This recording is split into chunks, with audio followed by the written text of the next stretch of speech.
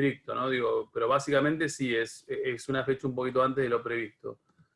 Se me ocurre pensar que nosotros tenemos, bueno, yo el 2 no tengo, ahora vemos si podemos como reprogramar esa recuperación de clase, porque yo no voy a estar y porque la verdad me gustaría que la reprogramen conmigo, no por desconfiar de Joaquín, pero mal que mal yo sé para dónde quiero, a ver qué cosas quiero como focalizar y hacia ese lado va a ir el trabajo ese integrador de tercer tramo. Entonces me gustaría ver cuándo reprogramamos la del 2, que yo no estoy. Imagino que tendremos el 9. Me atoré. Y ahí en esa Salud. semana, en algún momento de esa semana, van a tener su trabajo. Estamos, y tendrán una semana, por ahí, no sé, si se los doy el martes, tendrán de martes a martes, o sea, hasta el 17. Y después maratónicamente tendría que ponerme a corregir. Pero bueno, nada. Sería en grupo, ¿no? El trabajo. ¿No? No, el trabajo del integrador siempre fue individual. No. El grupo fue el que me mandaron hace, no sé, a mediados de la semana pasada y yo todavía ni miré ni miraré hasta principios de noviembre por cuestiones extraescolares. Pero bueno, nada, sepan que después de ese 9, seguramente el 10 o el 11, sí, yo me arriesgo más el 10, aprovechando esas 2 horas de clase. Me lanzo a darles el TP que integre, seguramente integra cuestiones de revolución cubana, integra cuestiones de, bueno, políticas de Estados Unidos orientados a frenar cuestiones, o sea, la expansión del comunismo en Argentina y casi 100% que juegue, por lo menos, no sé, no me consta que podamos llegar a Ilia, pero por lo menos a golpear a Frondizi y vemos si podemos lograr una conexión entre ese golpe y, y todo lo que es Revolución Cubana. Pero bueno, nada, ya saben por lo menos el horizonte que tenemos trazado. ¿Estamos? Después tendría que ver, bueno, aquellos que están por ahí como un poco complicados con la materia, a ver un poco cuáles son las estrategias en pos de que ustedes más o menos vayan poniéndose como a tiro, ¿no? Dicho esto, vamos a lo nuestro. Nosotros agarren romero si no lo tienen porque lo vamos a necesitar. Estamos un romero y un par de cosas que ahora vamos a ver, pero todo a su debido tiempo. Bien, nosotros hicimos, el recorrido fue definir empate hegemónico, definimos empate, una vez que definimos empate nos fuimos obviamente a intentar explicar. Sabemos que el concepto es un concepto más económico. Dentro de ese empate encontramos como un par de gobiernos que se suceden después de Perón, de los cuales rescatamos Revolución Libertadora, rescatamos Frondizi, rescatamos Ilia, como 3 sucesiones, más allá que hay un añito de Guido ahí en el medio, pero que no es del todo relevante. Y dijimos que cada uno de esos 3 modelos representaba un modelo económico en esta lógica de empate.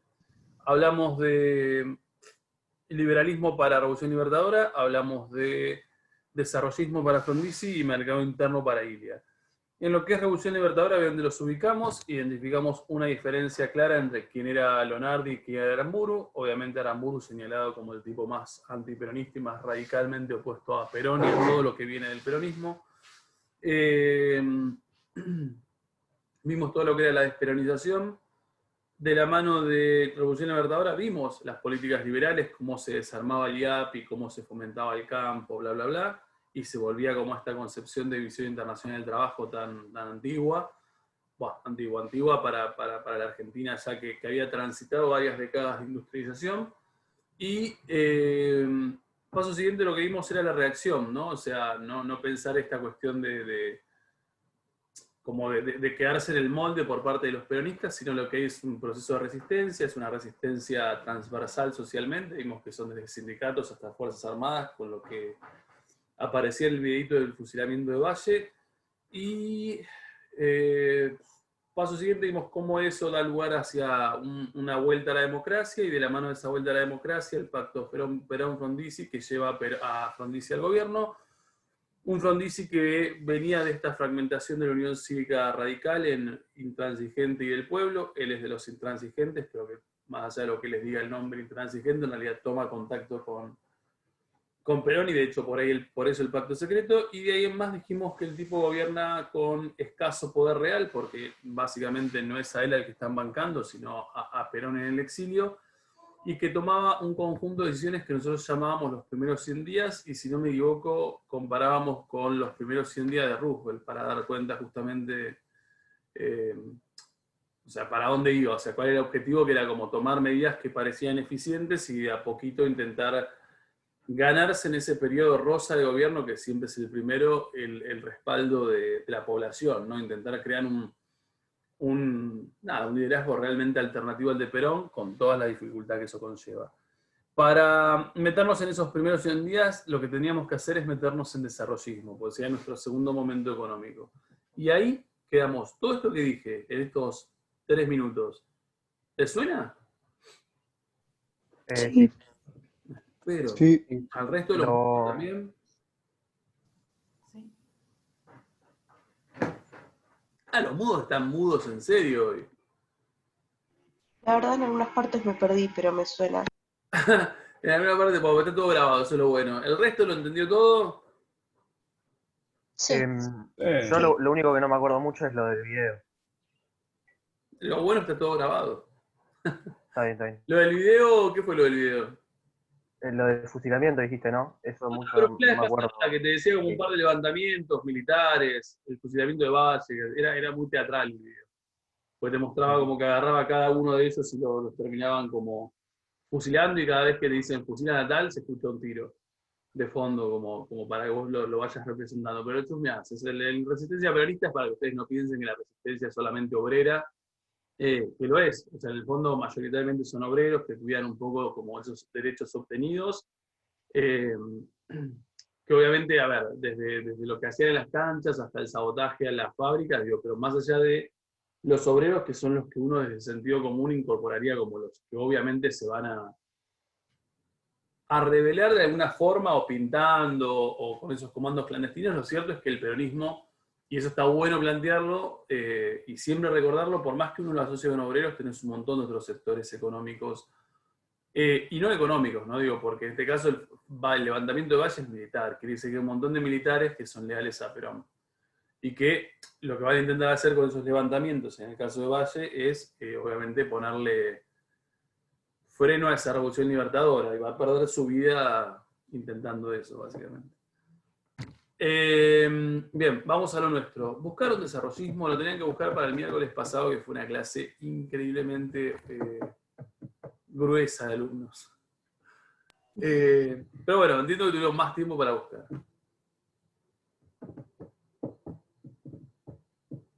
¿Nadie buscó nada? Sí, va lo básico o sea, de Wikipedia. Bueno, a ver. Pero básico, yo lo Eh, estaba buscando ahora, no Valme, por eso apagaste la cámara. no, por. Dale, dale. No, me lo guardé. Dice, el desarrollo estructuralismo es una teoría económica referida al desarrollo surgida en Francia a mediados del siglo XX, que sostiene que el orden económico mundial sigue un esquema centro-industrial, periferia agrícola, razón por la cual se produce un deterioro estructural de los términos de intercambio en el comercio internacional, en perjuicio de los países periféricos, que reproduce el subdesarrollo y amplía la brecha entre países desarrollados y países en vía de desarrollo. Sí, yo creo que la definición de Wikipedia está bastante correcta. Vamos a ampliarlo. Delfina, vos que justo habías sacado el micrófono, ¿qué encontraste vos? Creo que habías sacado el micrófono. Sí, sí.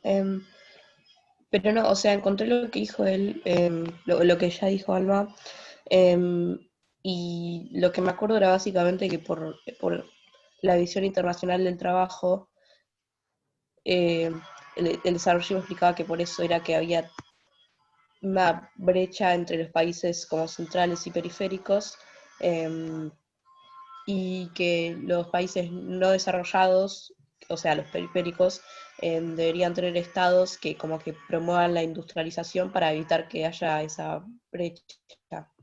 Sí, estamos bastante de acuerdo, sí. Estoy de acuerdo. ¿Alguien más encontró algo? Yo había encontrado como un PDF, Dale. lo estoy encontrando, lo estaba buscando, que era algo de la UBA, creo, que decía algo de que habían represiones culturales, solo por el estilo, no me acuerdo bien cómo decía. Pero al principio hablaba de lo que habían dicho los chicos antes, y después hablaba de eso. Pero no estoy seguro. Nada de eso. Vamos, Kiara. Yo tengo que el modelo desarrollista se guió por la teoría económica de la Comisión Económica de América Latina, de la CEPAL. La CEPAL, bien. Bueno, esta teoría articuló este modelo en torno a una concepción que atribuía a los estados una capacidad de producir un desarrollo económico y social prometedor por medio de una modernización industrial acelerada. Estamos de acuerdo. Eso Sí, es lo que dijeron. bien, es un buen a ver, entre todos podemos tranquilamente darnos un poquito más de idea. ¿Alguno más encontró algo más? Por las dudas para no como boicotearles la oportunidad. Bien. Desarrollismo, a ver.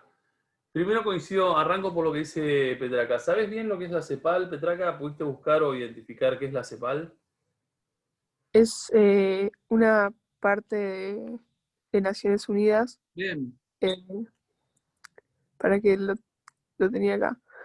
Es de las 5 comisiones regionales de Naciones Unidas y para construir el desarrollo económico de América Latina y reforzar las relaciones económicas de los países de la región. Bien, me gustó tu definición. A ver, la CEPAL, si lo ubicamos por nombre, o sea, es una sigla, ¿no? Obviamente, sería Comisión Económica para América Latina. ¿Estamos? Dijiste, es uno de de las 5 comisiones regionales que tiene la ONU. La verdad, yo no sabía que tenía 5, pero me imagino que debe ser algunas por continente. Me suena que haber alguna para Europa, alguna para Asia y así. A ver, la Comisión Económica, o la CEPAL, vamos a llamarla, lo que hace para mediados de mediados del siglo XX, es un estudio sobre desarrollo económico en América Latina. Y sea un diagnóstico que en realidad no debería como sorprendernos. O sea, en términos económicos, lo que dice la CEPAL es que América Latina está subdesarrollada. Vamos a ver. ¿Cómo llega a ese análisis económico? ¿Cómo llega por lo menos a ese resultado? A través de método cuantitativo. ¿Qué es método cuantitativo? ¿Qué les parece? Es un método cuantitativo. ¿Te cuento? ¿De cuenta? Sí. ¿Qué analizaría? ¿Qué te parece que analizaría? ¿Santiago o cualquiera? Digo, si yo te digo, mirá, mi resultado en realidad es cuantitativo. ¿La cantidad del PBI puede ser? Bien, ahí está. Por ejemplo, cantidad de PBI y el nivel, o sea, el número de PBI. Y no nada más PBI. Pensar un método cuantitativo es un censo, por ejemplo, podría ser donde vos ves, por ejemplo, no sé, cantidad de analfabetos en un país. O sea, si es muy alto, obviamente, mientras más alto será el analfabetismo, más pobre es el país. Sueldo promedio. Y así podrías como identificar un montón de elementos que tienen que ver justamente con el nivel de desarrollo económico de un país. Los tipos se ponen a hacer todo un punteo económico de, bueno, puntos a comparar, ¿no? Eventualmente de los diferentes países de América Latina, los comparan lógicamente con Europa y con los países que uno considera actualmente los más desarrollados, y sale un diagnóstico que es obviamente lógico, que es Argentina y muchos de los países latinoamericanos están subdesarrollados. Lo cual, repito, si lo comparamos con un conjunto de países económicamente fuertes, no debería ni sorprendernos. Ahora, al momento de analizar el subdesarrollo argentino y de algunos países latinoamericanos, coincido con lo que dijo, no me acuerdo cuál de los 4 que hablaron, lo que hacen es diagnosticar y responsabilizar al liberalismo económico. Es decir, lo que dicen estos muchachos es que la culpa del subdesarrollo latinoamericano está en el liberalismo que uno definía como de Adam Smith. ¿Por qué está en el liberalismo? Porque el liberalismo promovía la visión internacional del trabajo y, o sea, el desarrollismo critica eso. Exactamente. O sea, lo que dice el desarrollismo con un poco más de altura, ¿no? No como se lo voy a decir yo, es, muchachos, los gobernantes argentinos de fines del siglo XIX y principios del XX, en realidad son los responsables del deterioro o del atraso económico de su país. Básicamente lo que estos tipos dicen es, han sido lo suficientemente ilusos como para creer todo lo que Adam Smith dijo en el siglo XIX. O sea, básicamente Adam Smith fue lo suficientemente piola. Siempre pensemos que Adam Smith es un economista británico, ¿no? Si no me equivoco, es británico. Y que en realidad, si uno se lo pone a pensar como con seriedad, el tipo está creando toda una estructura teórica a nivel mundial que si uno lo mira desde el 2020, ¿a quién beneficia esa estructura económica mundial que el tipo diagrama? Y a las potencias Vale. que tienen ese modelo, Sí, a las potencias que tienen qué modelo. el liberal.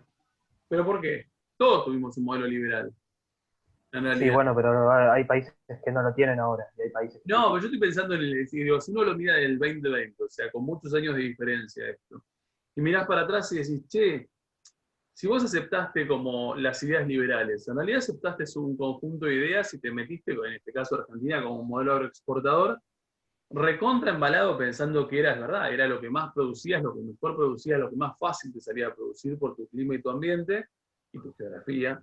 Y te metiste en un modelo económico que a quién beneficiaba finalmente. Bueno, si era británico, calculo que a Gran Bretaña, Estados Unidos. ¿Pero por qué? ¿Solamente a la Bretaña beneficiaba o a qué grupo de países en esta división No, a los A los países industriales. centrales. A los centrales, ahí está, o sea, básicamente lo que dice el desarrollismo es, muchachos, ustedes fueron suficientemente ingenuos, ustedes no nosotros, ¿no? Ustedes, estoy pensando, no sé, Mitre, Roca, Juárez Selman, no sé, los Sáenz Peña, hasta estoy pensando, ¿por qué no Irigoyen? Aunque ya no sé si podemos culpar a Irigoyen de modelo exportador, porque el tipo ya hereda algo sumamente armado. Eh, pero lo que digo es, ustedes creyeron, o sea, ese es el mensaje, ustedes creyeron en el liberalismo económico de Adam Smith, aceptaron de forma acrítica, o sea, no pusieron en dudas lo que está diciendo Adam Smith, te convenciste en que eras el granero del mundo, te convenciste que en realidad te convenía dedicarte a esto, que era en lo que tenías facilidad, y eventualmente te introduciste al mercado de una forma desfavorable. Y ahí aparece algo que uno de ustedes nombró, que es él habla de como del deterioro de los términos de intercambio. ¿Qué serían los deterioros de los términos de intercambio? ¿Quién lo nombró? No va a saltar, él es el responsable. ¿Qué les parece que es deterioro de términos de intercambio? O sea, ¿por qué les parece que el desarrollismo dice, muchachos, ustedes que han sido un modelo exportador, han tenido términos de intercambios que eventualmente los han deteriorado?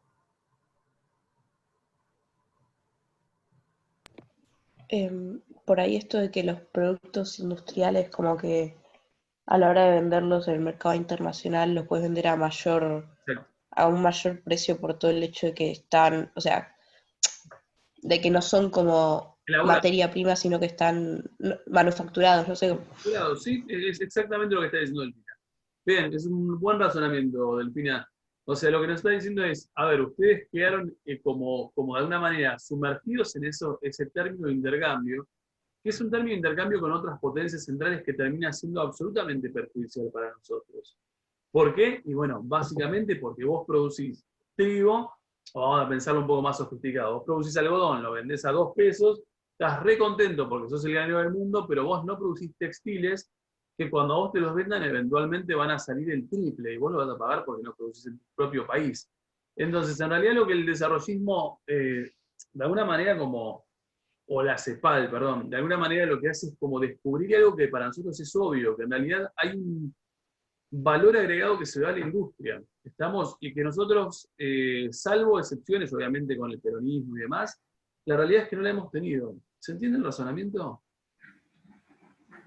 Entonces, Sí. Sí, sí. sí, buenísimo. Entonces, si estás en un contexto de subdesarrollo, y obviamente, a ver, el desarrollo de la industria del peronismo no es un desarrollo no es un desarrollo que el desarrollismo considere fundamental, porque entiende que es una industria liviana en su mayoría, y que seguís siendo dependiente. Lo que se propone el CEPAL, y obviamente el desarrollismo es justamente su justificación, es intentar llevar a la Argentina específicamente, pero a varios otros países de la región, a un nivel de desarrollo que uno definiría como, a ver, easy difícil. Básicamente, en algunos textos lo he leído como easy difícil. ¿Qué es el easy difícil? ¿Qué les parece a ustedes que puede ser el easy difícil? Fácil, difícil. ¿Cuál es el fácil? ¿De qué? El easy. ¿Pero el fácil de qué? El easy fácil. ¿Sí? Por eso, digo, ellos quieren desarrollar en la Argentina una estructura económica que se asemeja o que algunos nombran como el easy difícil. ¿Qué sería el El easy? easy sería como el vender la materia prima. No necesariamente. ¿Qué es el easy, muchachos, antes de que me muera? Acá, en vivo, en directo y grabado. Modelo easy. Sería como promover la industria, o Gracias. sea, Cristina. fábricas, cosas así. Salvaste como una muerte grabada. A ver, sí, coincido. El easy es la industrialización por sustitución de importaciones. ¿A qué se asocia el concepto de easy fácil? Digo, ¿qué tipo de, a ver, qué gobierno ha generado A peronismo. A peronismo, gracias, a través del primer plan quinquenal, que es un plan de industria liviana. Entonces, easy fácil. Quiere decir que para desarrollar esa industria vos lo que tenés que hacer es invertir, pero no en grandes cantidades. Es posible desarrollarlo sin grandes niveles de inversión.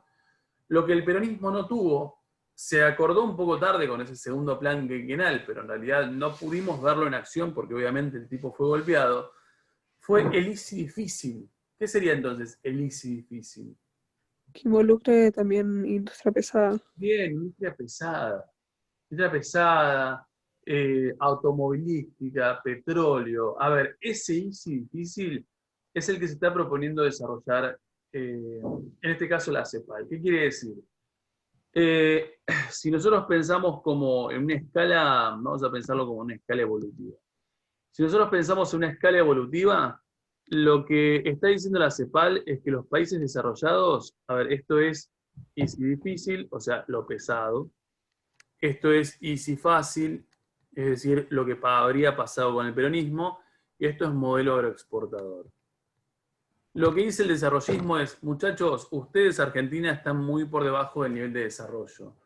¿Qué es lo que tienen que hacer? A ver, esto en teoría ya lo han dejado atrás, pero sin embargo los ha condenado a muchísimos años de atraso, porque básicamente lo que está diciendo el desarrollismo es, se les escapó el tren, muchachos, porque ¿por qué se les escapó el tren? A ver si alguien entiende lo que digo. Es muy tarde para meterse en el modelo A agroexportador. ver, exactamente. Perdería contra las demás potencias. Coincido, o sea, vos tuviste 70 años, por él, a ver, estoy pensando, el modelo agroexportador en Argentina, perdón, se desarrolló a fines del siglo XIX. Momento en que muchos lugares del mundo estaban con su primera revolución industrial, pienso Estados Unidos, Alemania, Japón. ¿Qué quiere decir? En realidad, en ese momento, donde por ahí nosotros podríamos haber tenido una chance de desarrollar industria, en realidad nos convencieron de que teníamos que ser un modelo agro. ¿Qué quiere decir? Pasaste 70 años de tu historia como país siendo un modelo agro y de repente, como consecuencia de la crisis del petróleo, vos quisiste volverte industrial. Con esto que sería easy fácil, que después será como planificado desde el peronismo. Así todo, pasaste por este lado, o sea, ya sos un modelo pseudo-industrial liviano. Lo que te dicen estos muchachos es, gente, lo desarrollado está acá. Entonces, ¿qué es lo que se propone el desarrollismo? Tironear esta Argentina, que todavía no estaría plenamente desarrollada, para acá. Obviamente lo tenés que hacer desde el Estado. Y obviamente lo que el Estado no tiene, porque en realidad eso es otra verdad, ¿qué es lo que no tiene el Estado? Porque una industrialización difícil requiere de ¿qué? Plata. Plata. ¿La tiene el Estado? Sí, No. siempre tiene un La poco, tenía. pero no creo que tenga. Pero no la La tiene. tenía antes. No la tiene, entonces. Pero para hacer eso, no. O sea, No, siempre tiene no, una reserva, pero para hacer la eso. tiene, pero no la tiene. En realidad la tiene porque siempre el Estado tiene plata, pero no tiene esos niveles para desarrollar ese universo de industria pesada. Entonces, básicamente lo importante de la situación es empezar a ver por ahí, a ver, si no tenés vos la plata como Estado para desarrollar esa industria pesada, que te dicen que tenés que desarrollar en pos de volverte un país como económicamente relevante. Si no la tenés vos, ¿qué necesitas? PBI. Pedirla. Ok. No escuché a ninguno de los dos. Pedirla, dijeron. Pedirla, Inversión pedirla, puede ser pedirla. ¿Qué necesitas? Pedirla a organismos internacionales. Si, por ejemplo, no sé, querés el autoabastecimiento de petróleo, que es algo que realmente van a pedir los desarrollistas, y no tenés la plata para poder invertir formalmente en esa explotación del petróleo, ¿qué vas a necesitar? ¿A quién le vas a abrir el mercado? ¿Al FMI? Ah, perdón. Podría ser al FMI, sí, es verdad, es una buena opción, o sea, préstamos es una posibilidad. Y si no, ¿a quién vas a pedirle? ¿O a quién le vas a habilitar el mercado para que vengan A las potencias. a las potencias, a algunos inversores extranjeros que vengan y que de alguna manera, nada, se posicionen en el mercado para que vos puedas desarrollar lo que estás queriendo desarrollar? Pregunta, ¿por qué, a ver, esta apertura económica para los inversores se contrapone fuertemente con qué política de peronismo? Y con la de... Con Estado el... benefactor.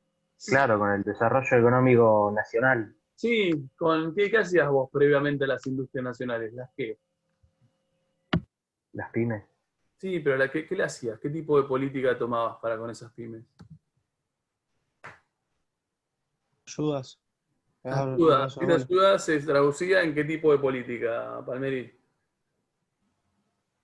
Em, Proteccionismo.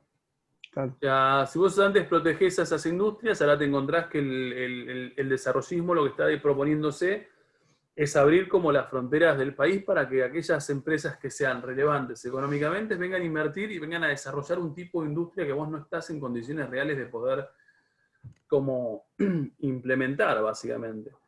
A ver, fíjense un segundo en la página 163. ¿Se entiende la lógica de lo que estoy diciendo? Sí. ¿Sí? ¿Seguro? ¿Lo van Es lógico. viendo? Buenísimo. Vayan un segundo a la página 163 para que uno vea un poco de qué trata esto. Fíjense que, ¿llegaron? Sí, en eso. Fíjense que en la página 163, antes de que termine ese primer párrafo, dice 1, 2, 3, 4, 5, 6, 7, 8. 8 renglones, dice, Frondizi asumió personalmente. ¿Alguien llegó? El que haya llegado, que saque su micrófono y que lo lea, vamos.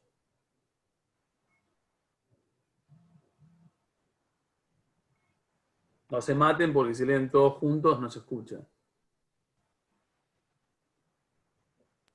¿Cómo? ¿Qué es lo que tiene que decir? Dice, Frondizi asumió personalmente. Está en el primer párrafo largo ese, al final de ese primer párrafo, de abajo hacia arriba, 1, 2, 3, 4, 5, 6, 7, 8.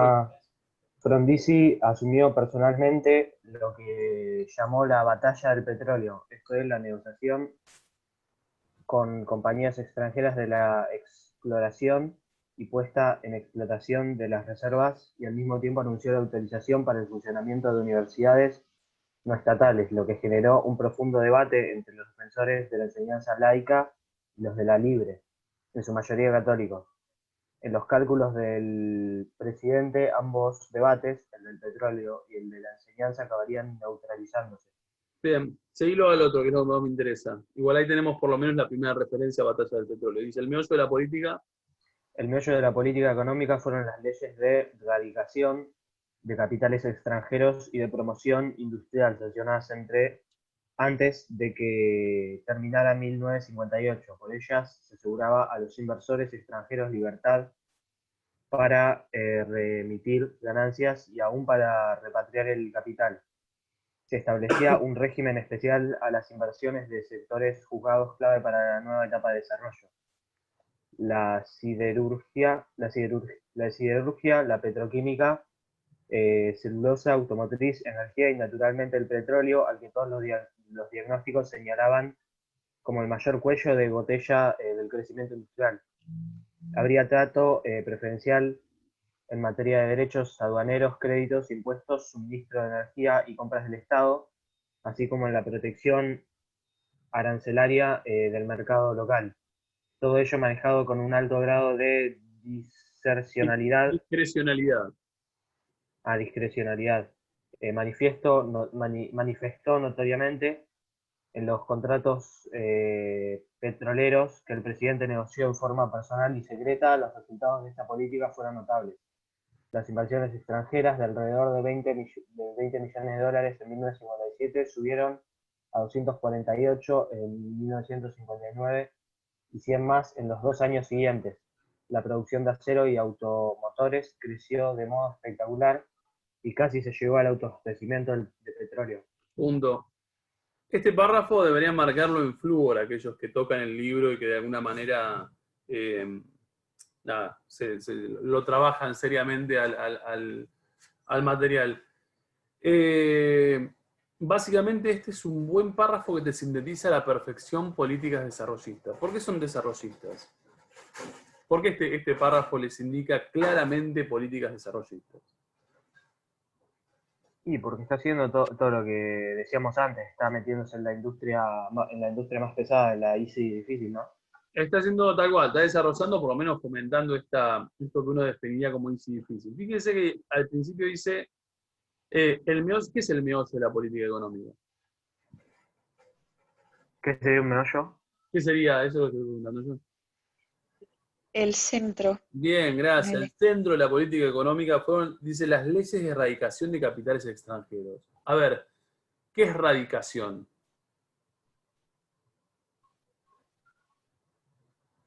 Si Lucía Sellner se Eliminación. radica en España, ¿qué está haciendo? Me voy a vivir, a A trabajar vivir. ahí. Estamos de acuerdo, a vivir y a trabajar ahí. Quiere decir que las leyes de erradicación de capitales extranjeros, ¿qué puede ser? Que se instalen en Argentina. Ahí está, ley de erradicación, o sea, ley que atrae en este caso capitales extranjeros para que se radiquen en el país. Repito, sabemos que ellos, con el Estado, si bien tiene buenas intenciones, no puede ni tiene los medios para desarrollar esa industria pesada que está queriendo hacer. Entonces lo que necesita es ley de erradicación de capitales extranjeros. Pregunta, ¿cómo atraes capitales extranjeros? Y sacando, o sea, incentivando a Incentivando. que, o sea, haciendo, Claro. Bien, que estamos de sea- acuerdo. Incentivando. ¿Aparecen acá, en esto que nos leíste vos, Balma, medios de alguna manera para incentivarlos? O sea, para que Argentina se vuelva atractiva. sí.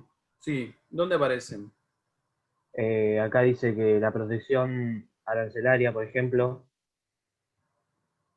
¿qué más? Protección Dice- arancelaria del mercado local. Sí, igual dice hacia el mercado local. A ver, fíjense que dice. acá dice, habría trato preferencial en materia de derechos aduaneros, créditos, impuestos, suministro de energía y compras del Estado. Está. Quiere decir que en realidad, si vos sos una empresa internacional que viene a Argentina, vas a tener determinados beneficios. Bueno, en este caso son impositivos. Para alguna empresa venga a la Argentina tienen que ser impositivos. Después, un poco más arriba, dice, para ello se aseguraba a los inversores extranjeros libertad para remitir ganancias y aún para repatriar capital. ¿Qué implica libertad para repatriar capital? Y que para que ¿Para qué? Yo igual, eso parte no lo entendí. ¿Habla de parte de las empresas o de parte o del Estado? De las empresas. O sea, siempre pensá que vos lo que estás queriendo es incentivar para que vengan a la Argentina. Ok, lo de libertad para repatriar capital es que las empresas tengan toda la libertad de, como del dinero generado y ganado acá, poder llevárselo con tal libertad para su país de origen. Exactamente. ¿Estamos? O sea, eso que nos dice Lapos es perfectamente explicado. Sí, o sea, es un incentivo, porque vos lo que están diciendo es, mirá, no tenés la obligación de dejarte la ganancia acá o invertirla en Argentina, podés ganar plata y nada, eventualmente te la puedes llevar, básicamente. Entonces, para vos, que obviamente estás desde un país extranjero buscando un lugar, un lugar periférico o un lugar para poder invertir, Argentina se vuelve interesante, porque en realidad Argentina te está permitiendo que vengas, tenés beneficios impositivos, te facilitan la situación y encima cuando ganás te lo podés llevar. Es como ideal. Por eso, un poquito más atrás, Balma nos dice, los resultados de esta política fueron notables de las inversiones extranjeras de alrededor de 20 millones de dólares en el 57, o sea, todavía Revolución Libertadora, subieron a 248 en el 59 y 100 más en los 2 años siguientes. Quiere decir que en realidad los capitales internacionales vinieron corriendo. Estamos porque ven en el mercado argentino una oportunidad increíble de ganancia. ¿Me siguieron? Sí. ¿Sí? ¿Seguro? Sí. Bien, bajamos acá, bueno, nos queda un minuto, nos vemos -5, ¿puede ser? Bueno. Dale, Bueno. adiós.